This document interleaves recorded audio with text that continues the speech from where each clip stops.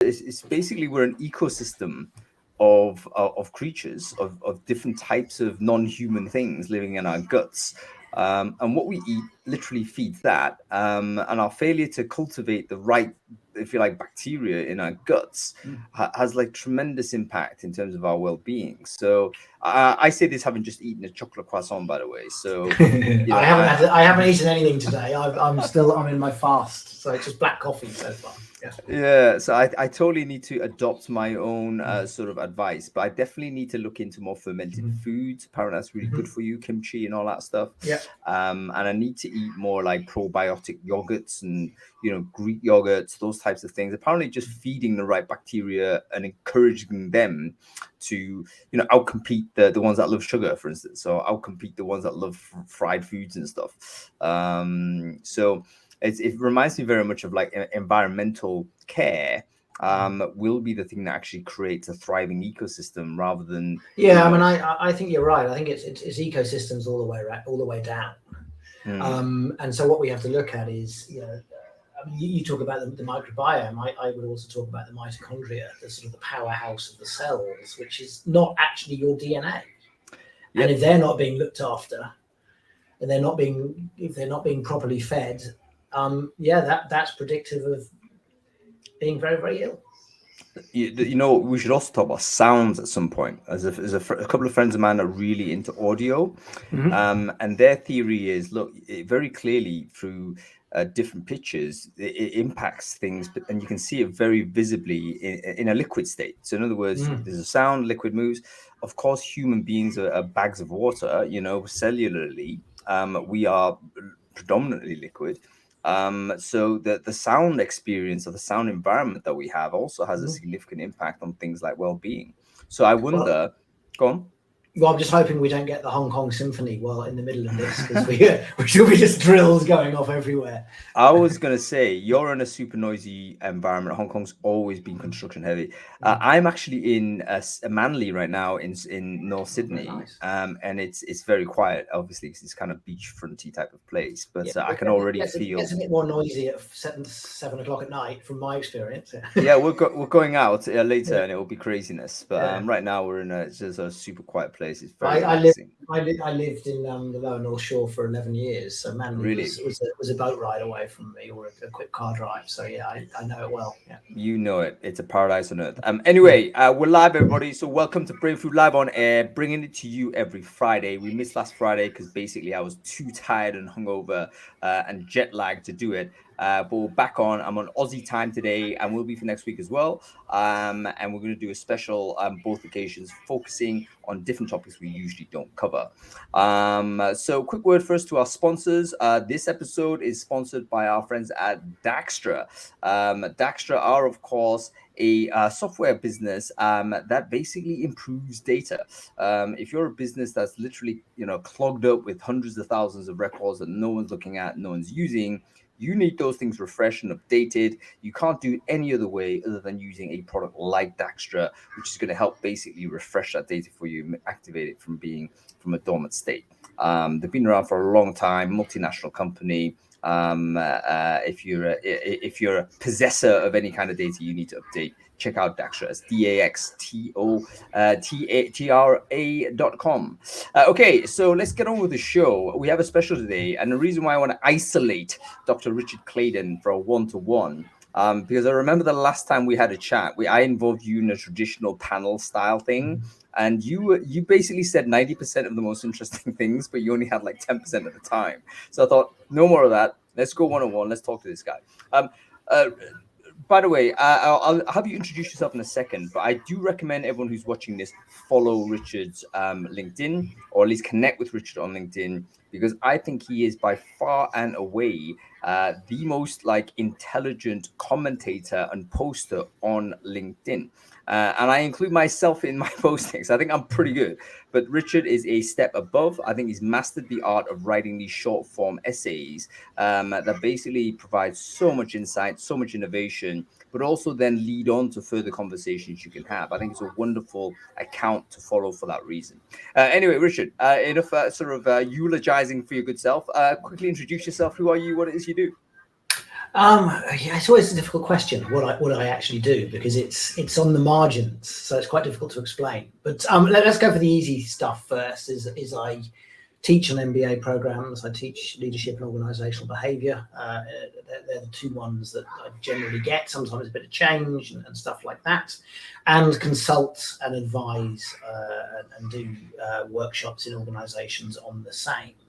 And I'm, as we're going to be talking about leadership, so we'll go into my quite relatively unique perspective on leadership as we go in. But the other thing that I do is we're working on the concept of extended intelligence and extended intelligence networks, and then how do you use extended intelligence networks to develop and train people and to improve organizational performance. So that's kind of the stuff at the margins. But what we're really looking at is there are three levels of kind of performance in an organization. There's individual productivity, which is, how quickly do you produce the specific pieces of work that you're paid for. There's collective performance, which is kind of the collaborative stuff. And then there's that growth and development at both individual and organizational level, and which requires you to bring in all kinds of different ideas from different perspectives. So it's very transdisciplinary. And what we try and do is do that kind of transdisciplinary learning in organizations to rapidly accelerate the overall knowledge base of the organizations. It becomes more innovative because you bring in, suddenly you've got these different domains clashing, and you can be creative because, oh wow, look, that domain, looking at this from that domain angle, and we can go and do this.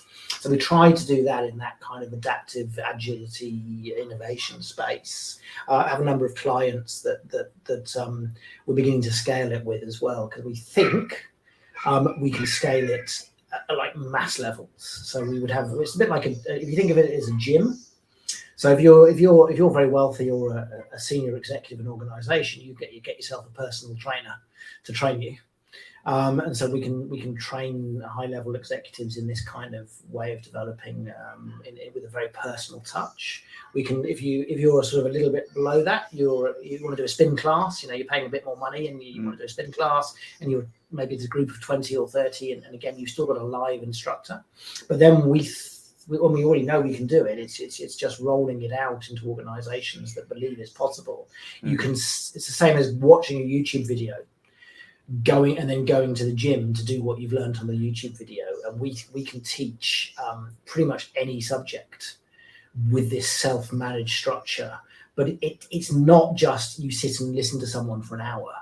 You break up the active and passive content, so you listen to it and then you respond to it. So you mentioned my LinkedIn posts. It's the same as that. You give the initial information, and then the most interesting thing about my LinkedIn post is not what I'm saying. It's the discussion that happens underneath the LinkedIn post when you've got 15 different people with 15 different perspectives. It's how do you create that at scale across the organization and start tracking it and start mapping it and start using it. And that's where we're going at the moment with the technology and the methodologies we use.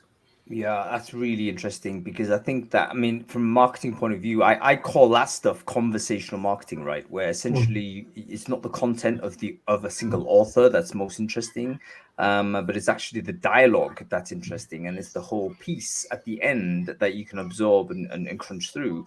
Because oftentimes the person who's instigated the conversation, the primary value is the instigation rather than a knowledge share. I see my value. I'm not an expert like you, so I see my primary value is creating the conversational spaces and then starting a conversation, and then just have smarter people talk through it. Yeah, that's exactly what we're doing. We step away. And even the experts will step away. Someone can be really expert in it, and when we some of the things we've done, we brought in someone who's sort of a serious thinker in this space, and they tell us how much they've learned from being involved in the conversations as well. Right. And it's that mutual learning that's part of it. And what's exciting about this is that it does kind of break the barrier down from the kind of elite expert person, and then the kind of the masses that are meant to absorb the information. The traditional educational structure has always been that way, where you've got the impoverished kind of masses, they're taking a little bit of that knowledge from these people who've got excess knowledge. But in fact, no, it's the collaboration from which we all share that information. and the different perspectives will help you as a group all go forward from it. So I do think companies struggle with this because companies, generally speaking, are hierarchically structured. And the orders flow down, from to a structure. Information flows down from a structure. It's often very siloed. So let's start with that sort of concept to begin with, Richard. How does a company that has traditionally been hierarchical start breaking this hierarchy up in a non-destructive manner or in a non-damaging manner, so that it's still a cohesive company, but you start opening up these opportunities for collaborative information generation, so to speak? Well, I think it's sort of already happening. So, I mean, if you look at the agile movement, and there are good and bad things to say about the agile movement. But the basic idea, if you're talking about organizational agility, you're talking about a flattening of the organizational hierarchy. And you can look back into almost organizational history. You could argue that there's been an ongoing flattening of the hierarchy over the last 120 years. Its initial acceleration was what we would call the Japanization of organizations, when strong organizational culture came into the milieu and out of Japan, and that was sort of introduced late 70s, early 80s. That was a big flattening, and we're now seeing agility as another flattening of it when we're looking at software agility and agile teams, etc. The challenge organizations have is these embedded payment structures where you've got a number of payment structures going up through, and you're supposed to be managing the team underneath you. And I mean, this talks a lot to the kind of work we do. Historically, in leadership terms, if you were the person and you had sort of 20 people below you, the reason you were above them is because you could do their job better than them. And you were supporting, you were initially directing them if they were new, and then you were supporting and coaching them as they got better. And then ultimately you were delegating the work to them because they'd grown up through the system. Now we've got multifunctional teams left, right, and center. There's no way that a manager can actually understand all the work that's being done. So having the technical skills, whereas historically really important, is not actually key anymore. What you need to do in the contemporary organizations is you need to have, for me, it's a sort of a deep, broad and wide understanding of human behavior in complex adaptive systems. So we would look at how do you restructure around that knowledge. And then you've got companies like Hire in China who are already doing it. So the images always look like circles sitting next to each other, these little units of agile teams, and them all being sort of semi-dependent, but then having supportive groups elsewhere. And so it looks like a network of circles. So it's already happening. The challenge is we've got this bunch of middle managers and senior leaders actually who haven't been given the developmental work to understand what it means for humans to be in these complex conditions, and that's the kind of work we try and do, is to give them an understanding of that. I would even go so far as to say that there is vested interest in the people who have succeeded in the old way of working, that will kind of be a very conservative force to innovation of this type. So even though they may, in other words, there'll be resistance to this change, because if the person has succeeded in some way in the old way of working, they may look at any new change as a threat to that situation. Yeah, absolutely. I mean, there are definitely vested interests in, and absolutely understandable. You sort of say, I've totally worked logical. Yeah, very hard to get to this position where I've now got 40 people reporting to me. Why would I give it up to have it flattened and not have as many reports? Because there's power structures and status going on within the system. And status competition is super important. I always put a black mark against anybody who refers to my team. When they're very use possessive language when they're talking about people who they're managing or their business and so on. And I totally get it that it's not a factually inaccuracy to say this, but if it's kind of overemphasized, I get the feeling that it's really, really important for that person to have their team. Well, it's interesting because I know your main audience is recruiting. And so I put a black mark against anybody when I'm interviewing them or talking to them and they say, I did this. Because in interdependent work, there's no way you did that. there was a collaboration with a group of people that enabled that to happen. Yeah, and you might have played an important role in that collaboration. But if you're just saying, no, this was me, and I know quite often in recruitment, they go the opposite way. They say, no, I don't want to know who the we are. I want to know what you did. And I'm the exact opposite. I want to know what the we did and what your contribution to the collective performance was in order for me to start working with you. Here is where recruiting gets in its own way, because we are very keen to try and identify the you contribution. And so, in fact, we're trained to try and isolate. We would penalize someone who used the we context. And in fact, people are coached to say use possessive language, etc., etc. And it's a bit of a fantasy, as you say, because in a complex job and a job which involves a lot of collaboration, it's impossible to isolate your contribution. We can't test it for a start. We can't replay time and take you out and see what happens. All we can say with any kind of confidence is that you were present in this team, your function was this, and you contributed to this outcome in some way. And the attribution is kind of always going to be ambiguous, or at least not directly evident. So yeah, I think recruiters do get in their own way a little bit. Leadership, let's look at some of the contemporary sort of controversies, if you like, that are occurring in the world of recruiting and HR. And I want to get your take on it, because I've got my take, and I bore myself with my take, but let's hear yours. We always talk about leadership now. There's a lot of progressive values associated with leadership. So things like transparency in salary, for instance, big topic everywhere. You see sort of legislation in the US, state by state. It seems to say, you know what, we're going to go transparency with salary. It's probably identified now as a sign of kind of cultural leadership for a business to say, yeah, we're salary transparent. However, there's associated problems with going that route. What are your thoughts on something like this? How does a leader behave when there is kind of it's not obvious that this is the right thing to do, even though there's a big kind of PR push, if you like, that's associated with this? Does a good leader kind of resist the popular? Is a good leader an anti-populist, or is a good leader simply surfing the populist wave? I mean, the big challenge I have with the salary stuff is that organisations aren't paying for the value of the job. They're trying to work out what the value of the person is, and so or can I get this person for $5,000 less than? Yeah. Okay, the job should be worth something. Okay, and that's what you pay. Right? And that for me is where transparency might work. Is right. The job is worth something. I'm not going to try and screw anyone by trying to negotiate a lower salary or something. The job is sort of worth something. But the interesting thing with that is when you get to the senior leadership roles where they're being paid, ridiculous amounts of money, and is their job worth that?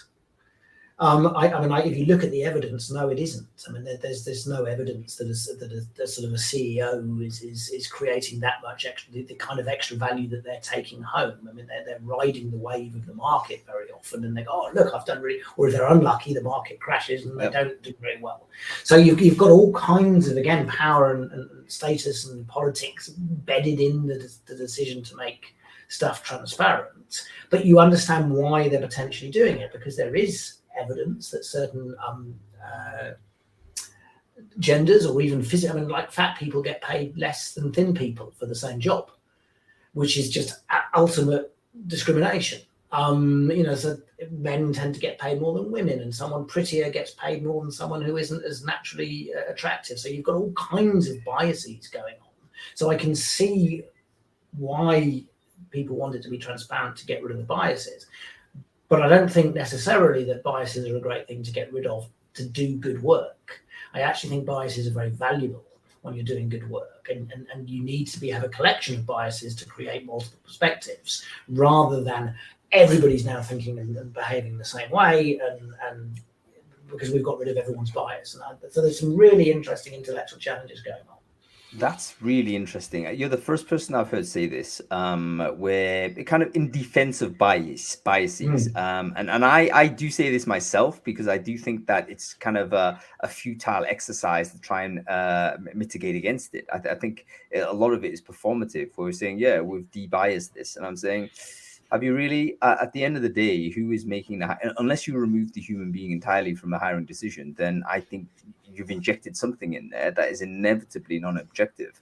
It's almost like it's the impossibility of observing anything without being a participant in that exercise. Like, you are contributing to whatever you've observed. We know this at the level of physics.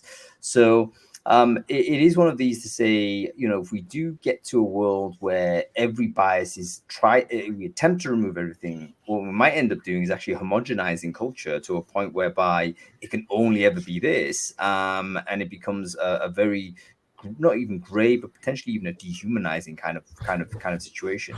Yeah. So the way I look at it in bias is so it's inevitable. And you and I are experiencing this differently because we're in different environments, etc. So if we then report about what our experience was, your reporting will be different than mine. That will be biased based on where you're sitting and your immediate environment, as will mine. And we can't avoid this. So when we every experience we have will be biased by our own subjective existence. To try and eliminate the imperfect, biased elements of humanity, isn't it lovely if we could all treat everybody absolutely perfect? I'm not that interested in. I think it's terrible to treat somebody differently because of their gender preferences or their race or their age or anything like that. What I'm interested in is the concept of bounded rationality and bias. That what you want is teams that interpret the world differently. So and this again going back to the question about agile and getting rid of the hierarchies, if you've got 10 small agile teams, let's say 3 or 4 people per team, and you're sending them off to do some innovative exploratory work, what you want is them not to talk to each other. You want them to go off and explore according to these 4 people per team. And what you're going to have is 10 different ideas coming from these little exploratory teams, because their experience of the problem is going to be bounded by the 4 of them experiencing it together and having their own personal biases coming in and interpreting it through those lenses. So once you've got your 10 possible solutions, you accept that not all of them work. Not all of them are going to work. So let's say we've got 2 that are going to be potentially quite good, 2 that might be back burner, and then 6 that are rubbish. Yep. But that's fine. Once you go and one of the teams that came up with the rubbish idea, you quickly find out that one's not working, but one of the other ideas is working. When you merge those 2 teams together, you give them the resources you don't punish them for saying you came up with a bad idea. You go, bad luck, your idea is, but these guys seem to be doing something, so you go off and help them.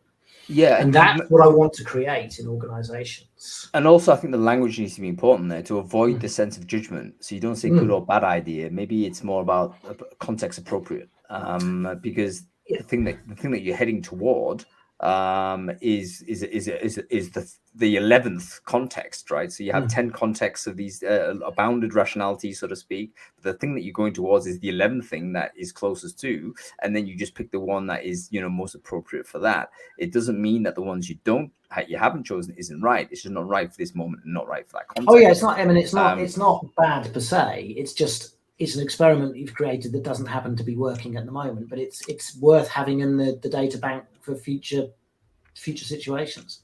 Do you know what? This kind of thing needs to be engineered in some way. And I'm pleased that you're putting work into it to try and kind of systematize this approach, because there's obvious experiments are generally good. We know this. And we also know that that kind of sense of oscillation where you have dispersion of teams that are exploring and then you integrate them together to share the information and then go ahead to one. That reminds me very much how empires work. How in history and also in contemporary times, I guess, different civilizations will have and create different solutions to similar problems, and they're very different.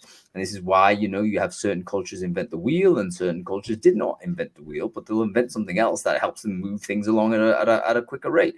And what happens is those things would much better to be independently evolve those experiments.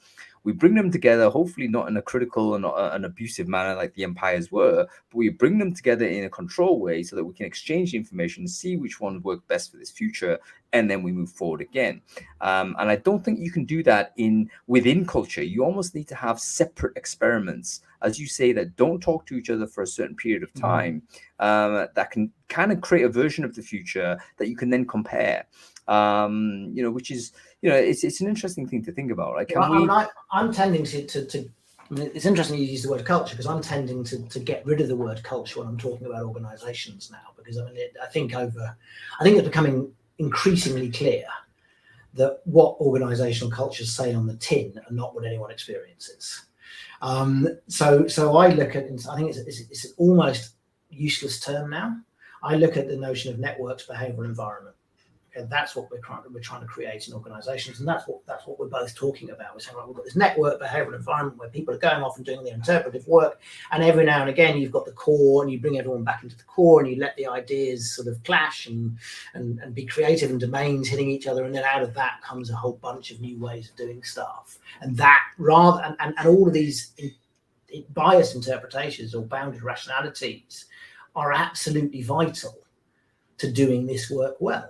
And you've talked about ecosystems. That's what happens in an ecosystem. The bits at the edges start adapting to their experiences when in the locations they're at. Yep. And if you're just saying no bias, bring everyone together, you don't get the adaptive behaviors. And if you don't get the adaptive behaviors, you risk extinction.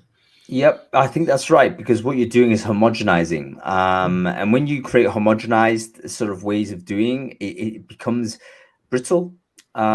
Because if everyone is behaving in the same way, how do we react when there's an unprecedented scenario, or we encounter something that's really weird and we not got any experience in? It's much better to have a diverse set of responses to that rather than have a single set of responses with everyone's automatically going to do the same thing. So one of the things, I mean, don't want to get into politics in the course of this talk, but one of the things that I think is quite interesting is, I'm very happy that the Catholic mission of trying to make everyone a Christian failed, because I think that's actually a good thing that we have different people, with different ideological positions and different worldviews and so forth.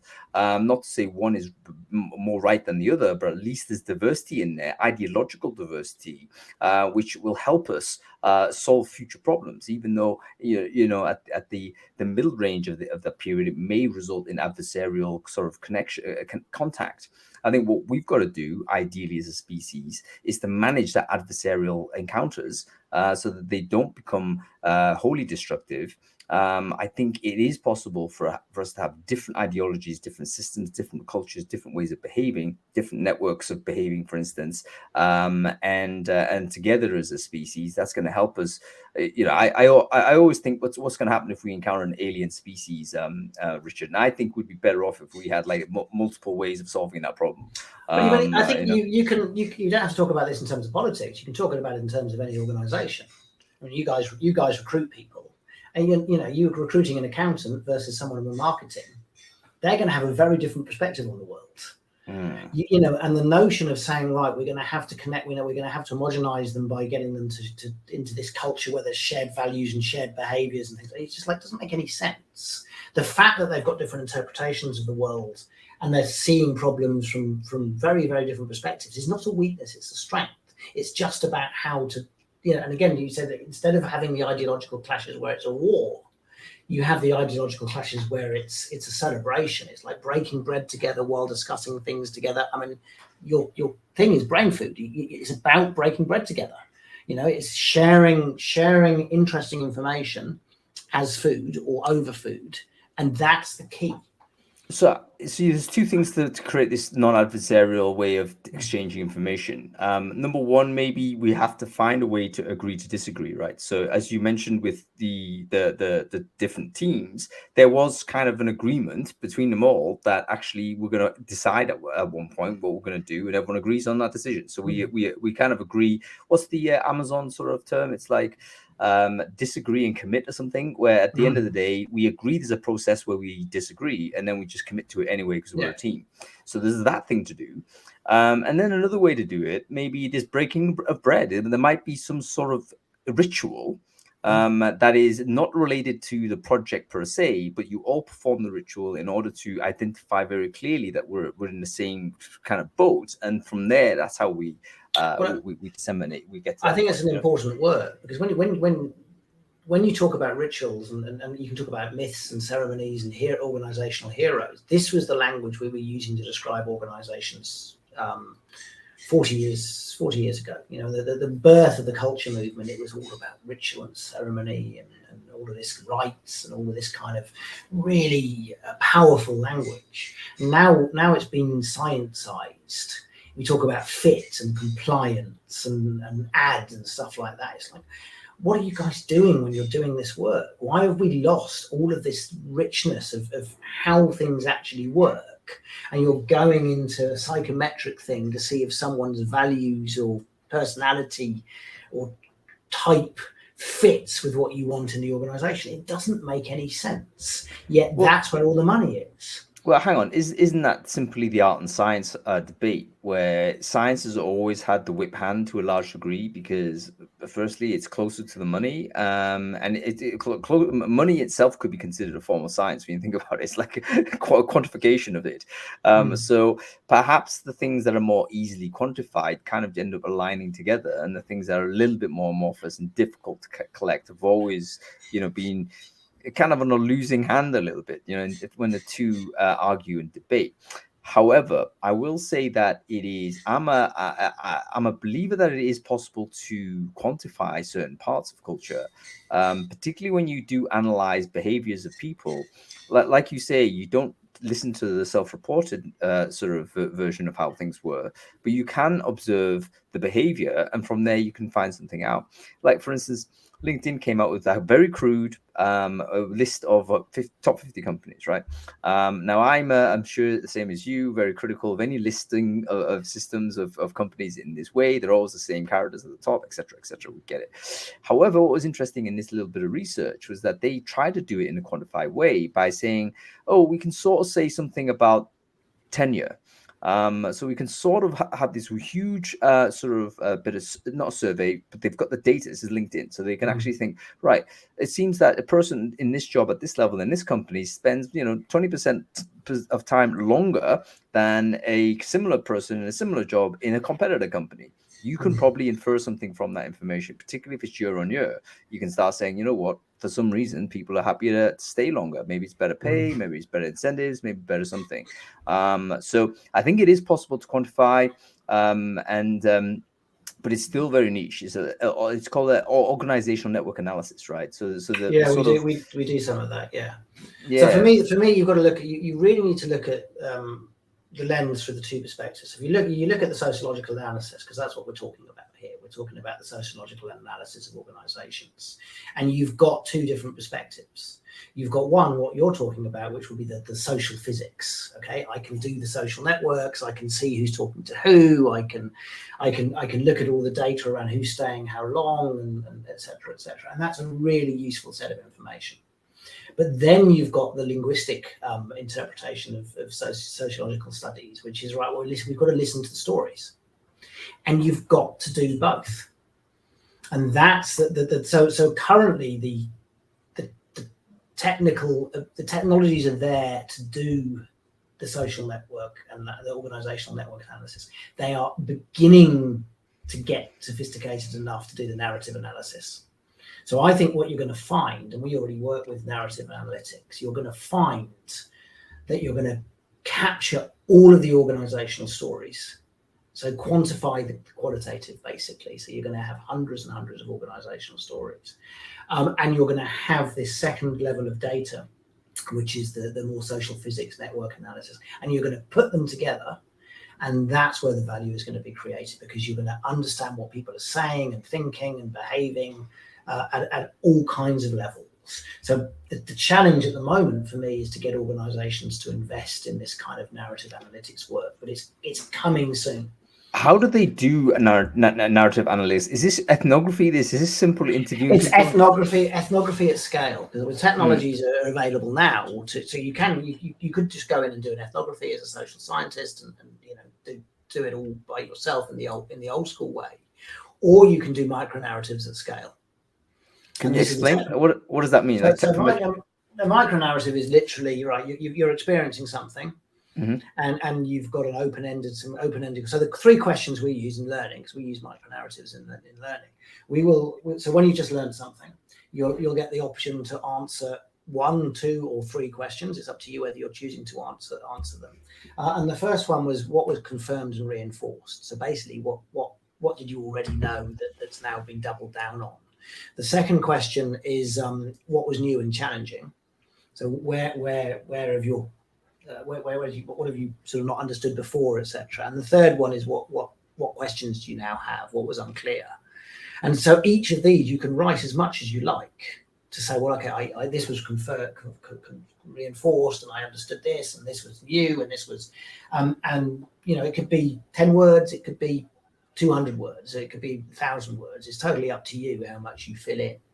And then you push it into the technology or the database, etc., and it clusters all of the stories. So you'll find out that there's a whole bunch of people who want to know more about this. Right? And you go, well, okay, this is obviously important for part of the organization, and there's not enough learning around that, so let's design a course around what they all want to know, and etc. You find out that the major perspectives of this subject matter are this and this, and you can then identify, well, yeah, maybe we don't actually want everyone thinking about it this way. That might not be the best way, so we need to start, and then where some of the challenging so you get a bunch of stories that all get clustered together about what everybody is thinking and experiencing around just a learning environment. In this case, it doesn't have to be learning environment, it can be anything. Once you've got the landscape of stories, the very simple thing to say is, well, how do we get fewer stories like that, and how do we get more stories like that? And some of the work we've done is you do current conditions, so bad current, good current, and then you have hopes and fears for the future, so bad future, good future. And so you're trying to map it, all of the interventions you do, you're trying to map it to get people towards the good future. But what you're doing is you're getting the lived experience of the organization from the people at scale. And you're saying, right, and it's a very simple question. How do we prevent these kind of terrible stories, fewer stories like that? How do we create more stories like this? And so to help them move into a direction where, and then you can genuinely say, this is a great working environment, because all of the stories people are telling are amazing stories. Yep, and you can even kind of have a look at the sense of progress, maybe, like for instance, there's dynamism in this collection, so you can start seeing things moving forward. Leadership. What role do leaders have in moving this forward? Are they designing this and setting back? Are they leading from the front in some way? What does leadership look like at the various levels of leadership? There's loads of different leaders in different tiers. It's quite an interesting question. So generally, leadership is in a horrendous state at the moment. I mean, you look at the global stats around leadership development and people leaving organizations because they get no development, or their manager treats them terribly, and so we just take that almost as read at the moment, that leadership development and the leadership field is in a bad state and needs a mass level of reimagination. Now, I see leadership as historically having occurred in 3 60-year chunks. So 1840 to 1900, great man theory and all the related progressive models, the arguments they had then. You then had scientific management and from 1900 to 1960, and we're now 1960 to 2020, we're at the end of the humanistic phase, where you're talking about transformational leaders and or authentic leaders. It's hit its sell-by date. It's no good anymore, which is why the stats are so bad, and we're having to reimagine what leadership looks like. So we're going into, and we've talked ecosystems already. One of the theories is we need to understand leadership in an ecosystemic lens. We need to understand leadership as enabling adaptability, as connecting these various different ways of behaving together, as being the connective core of the organization rather than the decision makers at the top. And so one part of the work we try to do is say, well, okay, you're trying to create collective sense making. You're trying to do rapid decision making and rapid action taken based on this collective sense making, where everybody's brain comes together, because none of us are as smart as all of us. So how do we create those kind of conditions? How do you develop leaders who can do this? And what we find is that most traditional leaders, and the reason leadership stats are so bad, is they act as blockers. So they block the collective sense making. They say, no, I'm the subject matter expert. It's my opinion that matters. They block the decision making because they say, well, I'm the manager. It's my decision to make, and they block the action taken by limiting resources and controlling stuff. So that they're actually, and this is not the fault of the person. This is the development system that currently exists. So that they're locked into an understanding of leadership that's no longer fit for purpose. So you're trying to move them away out of that blocking space, and then you're really looking at perhaps. I mean, what I try and do is you go back into the last, the 180 years we thought about leadership, and you pull out all of the stuff around systems performance in the last 180 years. So there's a huge amount around an ecosystemic understanding of leadership. And guess what? When you probe it all, well, they're all organizations that have flourished and become market dominant, et cetera, et cetera. And then you try and train the contemporary leaders. And we have some clients where we're doing this, and it's incredibly powerful. But you try and train them to lead in a complex adaptive system, to lead in an ecosystem. And that requires a very different understanding of self, a very different understanding of systems. You're going into that gestalt, understand self, understand system, and toggling between the two, understanding your role, understanding the different ways you need to play your role. It's fascinating work, but there's a lot to be done because it's generally not taught that way. Wouldn't it be fair to say, because listening to what you're saying there about how the relationship of our understanding of leaders will change, but a leader's relationship with with an ecosystemic lens is less leadership-like than our traditional understanding of it. In other words, it almost seems as if the leader is less of a decision maker, less of a decider, an instructor and delegator, but more of a cultivator. So, I see this, we're using biological metaphors here. So I see this person like as a gardener.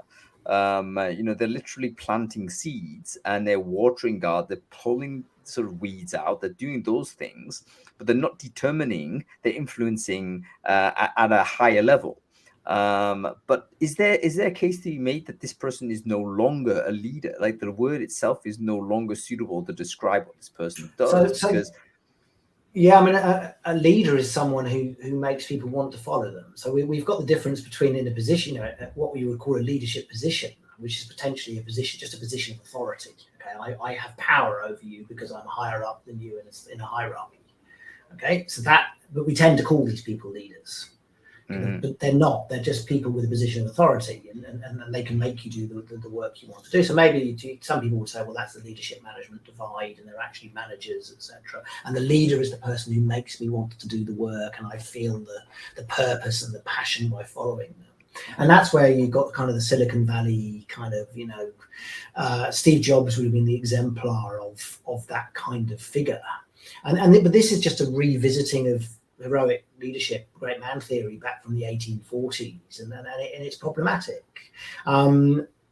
So the way we look at it is the leadership is the capacity of the community to create its own future. So it becomes multidimensional and collective.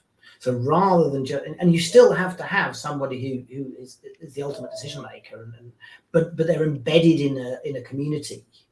And actually, they need to be as good a follower as they are a leader, because they hand over the leadership mantle to somebody else when it's not their area of expertise, and they're no longer. So it becomes this kind of fluid passing of the leadership mantle within a team. So you need to be just as good a follower as you are a leader. You need to be able to play both roles. And then the styles we look at, you say, well, the three styles when you're working in these complex adaptive spaces, you need to be adaptive. You need to have the leadership adaptability or adaptive style. You need to have the participative style, which is this, I'm just one member of a group, and you need to have the innovative style. So the adaptive style is basically trying to get people who are employed because of their expertise to get involved in complex systems where expertise is not actually required, because you have to explore and you don't know what the cause and effects are, and you have to do all of that work. So that's the adaptive style. How do you get experts to throw off the mantle of expertise and get involved in exploration? The participative style is, how do you run and facilitate the exploration once they're there, to make sure everybody's voice gets heard, psychological safety, does everybody's voice get heard?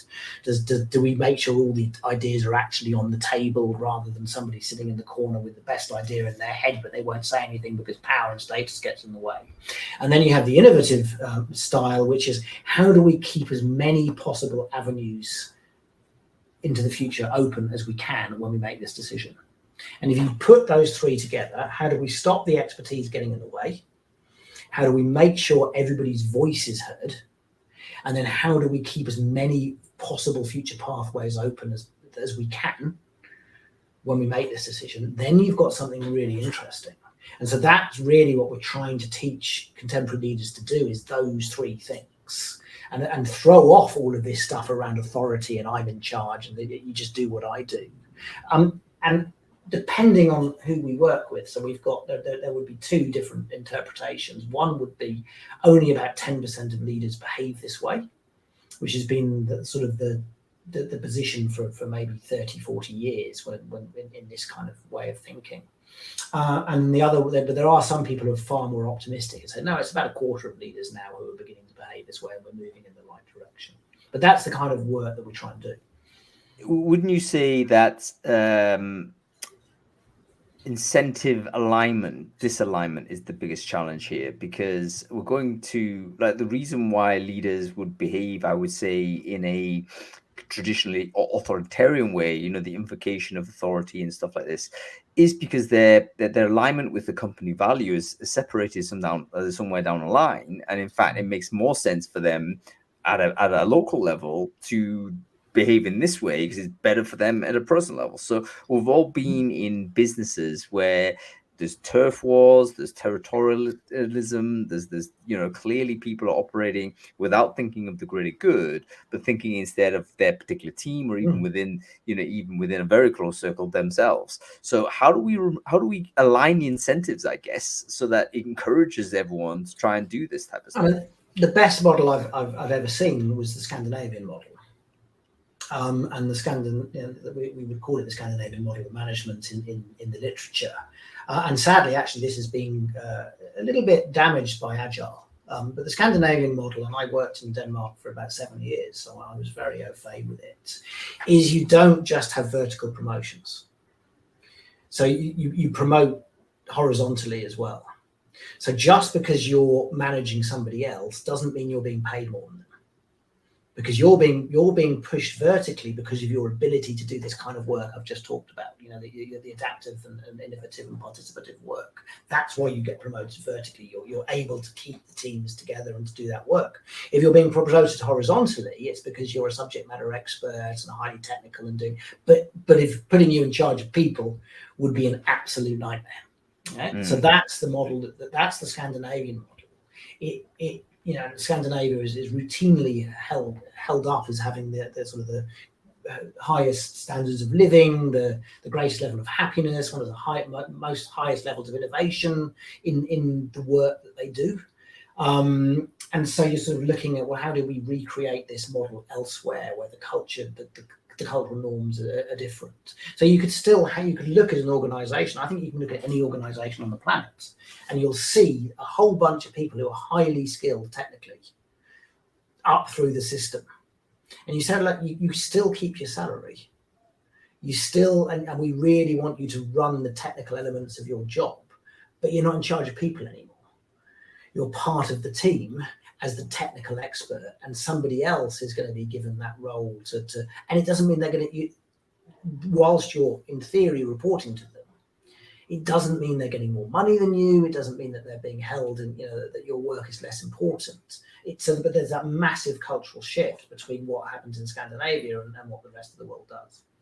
Yeah, and perhaps we kind of, I hate to use the word naturally because I don't know whether it's naturally, but I kind of have some sympathy with the view that we might kind of inherently align to a hierarchical way of being, because it seems to be that you're going down a rabbit hole here.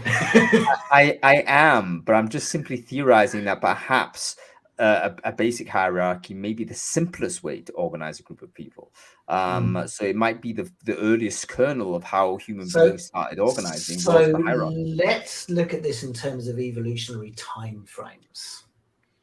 So if you look at so this notion of hierarchy being the natural state of being. Okay, I do put air quotes. Yeah. But it's an important argument. So and the classic one was Jordan Peterson's lobsters. Okay, that was the one that was, but you had lobster hierarchies, and they have the oldest code, the oldest code that we know of, and we've all sort of etc. Yeah, so if our great ancestors at the level of sea animals with shells had this natural by hierarchy, then therefore we do too, and you can see it in it. Right. So that's the argument. The other argument is, well, okay, that's the case, but at the same time you've got these complex adaptations going on. So when you look at lobster hierarchies or human hierarchies, you look at it in terms of a time frame that is quite finite. And you sort of, what actually has happened over thousands and thousands of years, you've had all kinds of different social systems that have integrated and changed, and some have been more complex adaptive with less hierarchy, and some have been more hierarchical. And even looking at the world today, you've got all of these different models and that they're all working. What we're looking at now is the sheer speed of work. Okay, that everything's speeding up, it's digital worlds, etc., etc. In the digital sped up world, this kind of hierarchical model doesn't make any sense anymore, because it doesn't actually make sense if you look at the world as a whole over many thousands, millions of years. It's not hierarchical, because even the lobsters, the big lobster dies or gets beaten, and the hierarchy changes. So over thousands and thousands or millions and millions of years, it's a complex adaptive system with different parts fitting and moving around each other. What we're doing in work now is it's so fast moving, it's so quantum. We've talked a little bit about quantum. It's so quantum and fast moving. We have to throw off the hierarchy and recognize that the complex adaptive system and the ecosystems, etc., are reality. And we're going to be it's going to be advantageous to us to construct our systems like that now. But it's about understanding timeframes, and so if you're looking at evolutionary timeframes, you can see the complex adaptive patterns, but you're looking at millions of years. Now we can see the complex adaptive patterns within days of the work happening, and so you're looking at, okay, it's just about the acceleration of time that we're talking. It's very interesting because you're talking about the kind of dynamic between internal organization and the external environment, and the conditions of the external. What you're saying is that the conditions of the external environment are so dynamic that your internal organization needs to recognize that as the first thing, because if you're kind of soldiering on with a rigid, non-adaptive system, it will quickly come a cropper, because it simply does not mesh with the world that it is. You're going to be attacked by so say, for example, you're a bank and you're not adapting, and then Google decides to get it, or Amazon decides to get into banking. You're in trouble, because you can't respond to them if you've got these classic hierarchical systems. And then at the other time, you've got all the little mini fintech companies coming up and trying to eat you from the bottom up. Yeah, but here's how hierarchy responds to this. It responds by trying to exert control over the external environment. So the banks that you're talking about that can't respond to the new fintech challenges will respond by pressuring government to create legislation altering the external environment to their advantage and to the disadvantage of the fintechs. Absolutely. But the question is, can they keep up with the increased speed of technology in terms of regulating? And I think that's a very risky bet for them to take. I think it's, by the way, I'm on the side of the adaptive guys, right? But I always like taking the authoritarian position just for laughs. And I think that there is they could leverage the legacy and the institutions at play, which are interlocking institutions, which are there basically providing this mutually supporting infrastructure to keep the situation as is. They don't necessarily want to see fintech. I mean, blockchain is a good example. I mean, what you say, I'm not getting into blockchain now, we've got 5 minutes, but we can say it's a revolutionary paradigm in terms of how things might move. And it's revolutionary in the sense that it's certainly a threat to all of the old institutions, because it's created in such a way that it is fundamentally anti-institutional in many respects. Now, we can already see that countries and states and banks and legal organizations all kind of aligning their interests together to try and marginalize blockchain into a safe place where it can be controlled, typically by a bank. And I think that's the response of hierarchy, to basically trying to frustrate the dynamism of the external world. And I absolutely agree. That's exactly what's going on. But you take you sort of the quote is that nothing has ever been as fast as what we're experiencing now.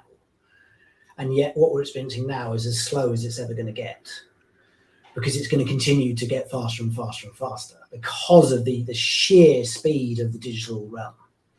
And so that battle between embedded institutional forces and the traditional ones versus this kind of agile, rapid quantum movement. I mean, ultimately, I'd bet on the quantum, because that is actually reality. And the hierarchies, yes, the hierarchies, they exist within the complex adaptive systems, but they lose eventually. The top of one of the things you will always see in every hierarchy is the ones at the top of the hierarchy get eaten and beaten and are replaced. Well, yeah, I mean, there's no institution that's ever been completely immune. Well, we've seen that those things cycle through, and ultimately those paradigms get shifted, and the incumbents get thrown down, and the sort of the upstarts end up inheriting those positions. So it'd be very interesting to see where leadership goes in all of that. A couple of quick tips before we finish off, Richard. A bunch of people might listening to this and think, all right, I'm a leader and I want to be one of these future leaders. I want to be future fit for this environment. What do they need to do and learn in order to get to that position? So first of all, if you want to be a leader, there's a gateway. The gateways into leadership is understanding the overall discipline. So I don't think you should align to any single model, but you really want to understand what the overall discipline is. So do some research, just see what the gateway into the understanding the discipline of leadership for you is. But that's not as important as, well, what actually does what is the future of leadership going to look like? Well, it's going to look adaptive. I mean, almost certainly going to look adaptive. So you have to look at your life and you say, well, do I live an adaptive life? And for me, it means, are you doing very many things? Are you being transdisciplinary in your thinking? Because if you're not actually, okay, I'm going to look for stuff over here and then over here and over here, and I'm going to experience all of that. You're not setting yourself up to be a next generation leader just by following a leadership guru and reading one of their books and saying, oh, that's the model and I'll just do that. That is the opposite of what is required. If you're going to read a leadership book, read 10 leadership books and make a critical decision as to, okay, where's the value out of these books rather than just one, and then do all kinds of stuff beyond the field of leadership to make sure that you have this ability to bring creative adaptability into your life. If you're not doing that, you're not going to become a leader. Yeah, really, really interesting. And I think we can all embrace that, Richard. You got to get involved in stuff outside of your domain, and you really have to just dive deep and learn stuff from that. That includes, by the way, having conversations with people outside of your bubble also. Like one of the things that's very, very important, I think, is definitely maladaptive to future leadership is actually to lock yourself away and only speak to people of like mind. We have to get better at communicating with people that not only have adjacent views to us, but often adversarial views to us, in order to understand where they're coming from. Are we able to articulate their position? Do we, in good faith, understand what their position is? By all means, then oppose it and construct an argument against. But let's not go ahead and just dismiss it and cut it off, because that means you're basically doing the narrowing, and that's not going to be adaptive for the future. Yeah, I mean, I have a visceral reaction to like-minded. I hate the term like-spirited. I'm very happy with like-spirited, that we're going to go off and explore together and then always just assume good intent of the person you're talking. In a like-spirited environment, assume good intent with the person you're talking to. If you can do both of those, I'm not looking for people who agree with me. I'm looking for people who are wanting to explore with the same spiritual level. And I will always assume good intent whenever they speak. I think you're halfway there. You know what? I'm going to leave it with that amazing quote, Richard. Thank you so much for your conversation. As ever, it's a thrill speaking with you. I hope people do enjoy it. This is a different type of conversation, but I want to do more of these because I think we get much more from having kind of a one-to-one conversation and sometimes with a panel structure. So maybe this will be a future series for us to go and run in future. Okay, Dr. Richard Clayton, thank you so much for joining us on Brainfood Live on Air. I hope you're well and good. I hope to get to Hong Kong at some point. Next 6 months, next 12 months, I will be there. I'll make sure I pop in. We'll have a beer together. Indeed so. Take care, Richard. You too. What a super interesting guy. I tell you, follow Dr. Richard Clayton on LinkedIn. He is a person with an enormous amount of intellectual horsepower, and he talks a lot about the things we in recruiting and HR care about. Okay, folks, that's about it. Thanks for watching. We'll be back next week. We are talking to a bunch of Aussie recruiters. It's going to be the state of Australian agency recruiting in 2022. What does it look like? I only found out yesterday that actually Australia is like the 5th biggest recruiting market on the planet, apparently. I think it's got to do with all of those mining contractors and stuff. But anyway, it's a huge market. And I wonder what the rhythms are down under. I think they're probably very different from other places. So we've got some wonderful agency representatives who are going to bring data, insight, and observation. Tune in if you're interested in the Aussie market. It's going to be a good one. We'll see you next week, folks. Thanks for watching.